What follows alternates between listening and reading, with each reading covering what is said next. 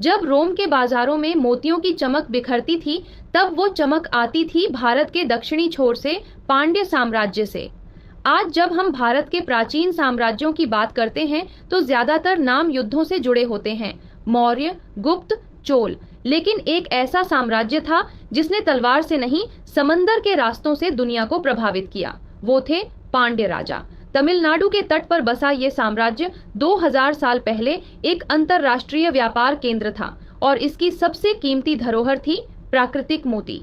मन्नार की खाड़ी, तुतिकोरिन और कोरमंडल तट पर बसे गोताखोर समुद्र की गहराइयों में उतरकर इन मोतियों को खोजते थे। ये कोई साधारण पेशा नहीं था, ये कला थी, परंपरा थी और पूरे क्षेत्र की अर्थव्यवस्था का आधार।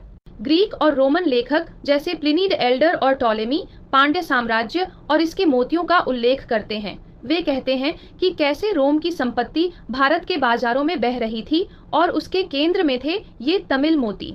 पांड्य बंदरगाहों पर विदेशी जहाज नियमित रूप से आते थे, रोम, अरब, मिस्र और बाद में चीन तक से। कोरकई पांड्य व्यापार का प्रमुख केंद्र था, जहां से मोती, मसाले, हाथी दांत और तमिल वस्त्र विदेशों को भेजे जाते थे। लेकिन अफसोस की बात यह है कि इस समुद्री शक्ति की विरासत आज इतिहास के हाशिए पर है। हमारे पाठ्यक्रमों में न उनका जिक्र होता है, न उनके व्यापारिक कौशल का मूल्यांकन।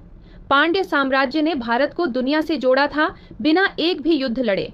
इसलिए उन्हें याद करना सिर्फ एक प्राचीन कहानी को जानना नहीं है, बल्कि यह स्वीकार करना है कि भारत की पहचान कभी सिर्फ थल के सम्राटों से नहीं, समुद्र के शासकों से भी थी।